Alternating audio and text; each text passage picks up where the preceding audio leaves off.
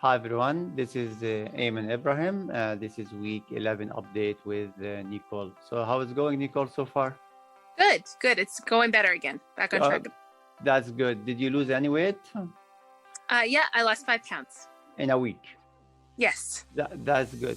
So we are getting back on track. I know that you went for a vacation almost 10 days.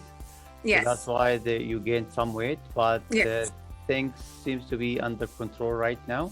Yes. Do you think you can hit your final goal? Yeah, I'm pretty confident in that. It seems to be something that is feasible. So I think that it'll be nice to get on track and do that. Was it too hard to lose 5 pounds in a week? No. Okay, so there's a good chance we still can hit our goal, right?